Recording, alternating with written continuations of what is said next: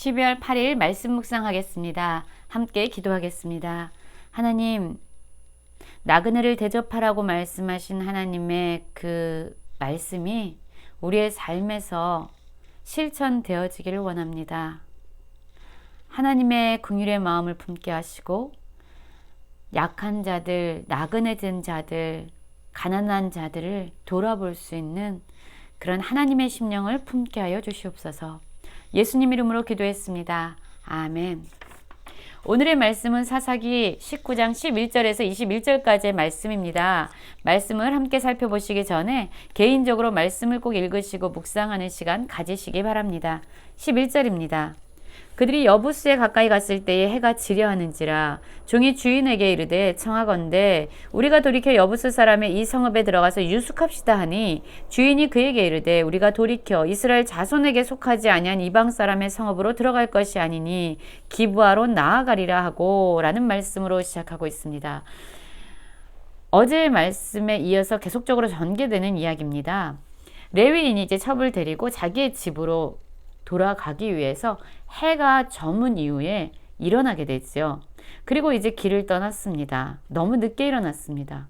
먹고 마시고 마음을 즐겁게 하고 기력을 돋는 일에 그는 너무나도 많은 시간을 허비했고 이제 저물었을 때 일어난 것이죠. 그리고 이제 길을 걷다가 보니까 여부스 지역 가까이 갔습니다. 해가 지려고 하는 거예요. 그러니까 이제 머물 곳이 필요하기 때문에 종이 그 레위인 주인에게 말합니다. 여부스 사람의 성읍에 들어가서 유숙합시다 라고 말합니다. 그런데 그 주인이 이렇게 말하는 거예요. 그에게 이르되 우리가 돌이켜 이스라엘 자손에게 속하지 아니한 이방 사람의 성읍으로 들어갈 것이 아니니 기브아로 나아가자 라고 말합니다. 이 여부스는 이방 사람이다. 그들은 부정하다. 그렇기 때문에 우리는 거기서 유숙할 것이 아니다. 우리는 우리의 동족 기브아로 나아가서 거기서 유숙하자라고 말합니다.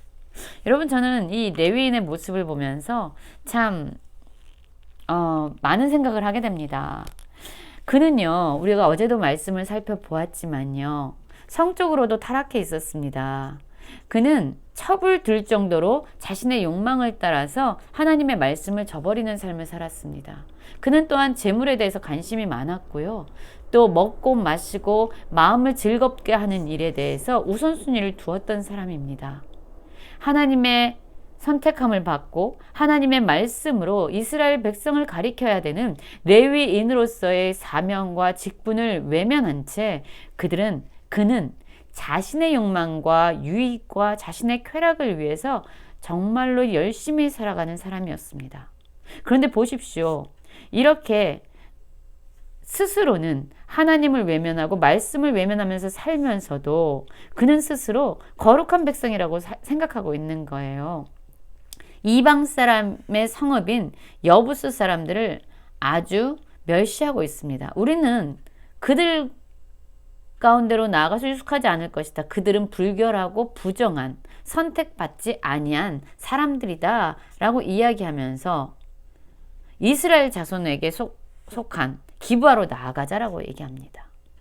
여러분, 정말로 이 레위인은요, 이방 사람들을 멸시하기 이전에 이미 무너져 버리고 타락해져 버리는 자신의 마음을, 자신의 삶을 돌아봐야 합니다.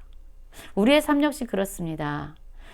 다른 사람을 정죄하고 판단하기 이전에 우리의 중심이 하나님으로부터 멀어져 있는 것은 아닌가? 우리가 하나님의 말씀을 저버리고 있는 것은 아닌가? 우리의 삶을 돌아봐야 합니다.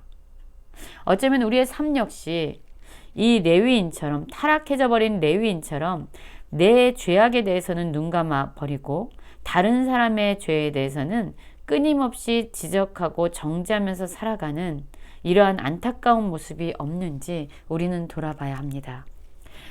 13절을 보면요, 또 그 종에게 이르되 우리가 기브아나 라마 중 한 곳에 가서 거기 유숙하자라고 이야기합니다. 자기 민족은, 자기 동족은, 이스라엘 자손은 그래도 우리를 환대해주고 나그네인 우리를 유숙하도록 도와줄 거야 라고 생각을 했던 것이죠. 그래서 그 주인의 말을 따라 모두 앞으로 나아가게 됩니다. 그리고 베냐민에 속한 기브아 가까이 이르게 됩니다. 그리고 이제 해가 졌어요. 기브아에 가서 유숙하려고 이제 그리로 돌아 들어갔습니다. 그리고 성읍 넓은 거리에 앉아서 누가 우리를 접대해 줄 사람이 없는가?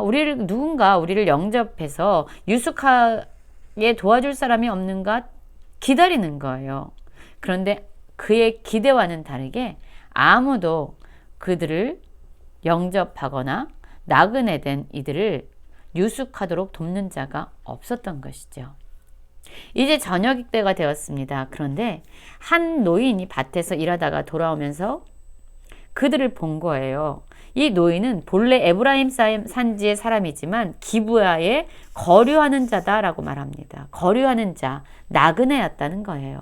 그러니까 이 노인의 처지는요, 지금 유숙하기 위해서 기브아에 들어온 이 레위인과 그의 일행과 동일한 처지였던 것이죠. 그런데 이 노인이요, 그 사람들이 성읍 넓은 거리에 앉아서 있는 것을 보게 됩니다. 노인이 눈을 들어 성읍 넓은 거리에 나그네가 있는 것을 본 것입니다. 여러분, 그래요. 고통을 받은 사람이 고통 가운데 있는 자들을 위로할 수 있습니다. 슬픔에 처해 본 경험이 있는 사람이요, 슬퍼하는 자들을 위로할 수 있습니다. 이 노인은 거류하는 자였고 또한 나그네들을 그들은 본 것이죠. 그래서 이 노인이 묻습니다. 그대는 어디로 가며 어디서 왔느냐라고 말합니다. 그러니까 이제 그가 이렇게 대답을 하는 것이죠. 우리는 유다 베들레헴에서 에브라임 산지 구석으로 가나이다. 나는 그곳 사람으로서 유다 베들레헴에 갔다가 이제 여호와의 집으로 가는 중인데 나를 자기 집으로 영접하는 사람이 없나이다. 우리에게는 나귀들에게 먹일 집과 여물이 있고 나와 당신의 여종과 당신의 종인 우리들과 함께한 청년에게 먹을 양식과 포도주가 있어 무엇이든지 부족함이 없나이다 라고 말합니다. 이 노인이 이제 그들의 형편을 물었죠. 그러자 이 사람이 우리는 지금 에브라임 산지로 가는 길입니다. 베들레헴에 갔다가 이제 여호와의 집으로 가는 중이다 라고 이야기하면서 하나님의 이름이 여기에 등장합니다. 자신의 거룩함을 대변한 거예요.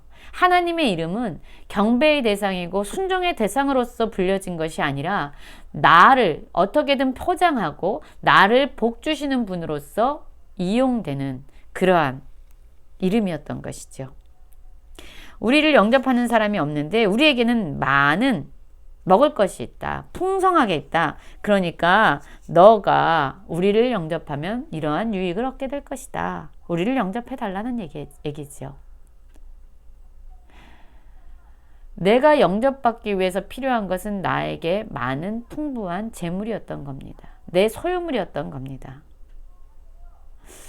그 정도로 이 시대에 하나님의 기준이 무너져 있습니다. 나그네를 영접하라는 하나님의 말씀이 외면되어졌고 오히려 나의 소유물을 통해서 내가 영접받으려고 노력해야 되는 그러한 시대로 모든 사람들이 타락해 있는 것이죠.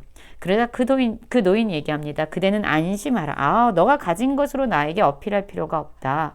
그대의 쓸 것은 모두 내가 담당할 것이니 거리에서는 유숙하지 말라 라고 이야기하면서 그를 데리고 자기 집에 들어가서 나귀에게 먹이고 그들이 발을 씻고 먹고 마시도록 그들에게 풍성한 영접과 먹을 것을 베풀게 됩니다. 여러분, 오늘 저는 말씀을 묵상하면서 두 가지를 생각하게 됩니다. 정말로 우리는 다른 사람을 부정하다고 죄인이라고 손가락질하기 전에 내 안에 있는 죄악을 보고 있는가? 또 하나는 정말로 우리는 하나님께서 나그네를 영접하라고 하신 그 말씀, 가난한 자들을 도우라는 그 하나님의 말씀을 살아내고 있는가?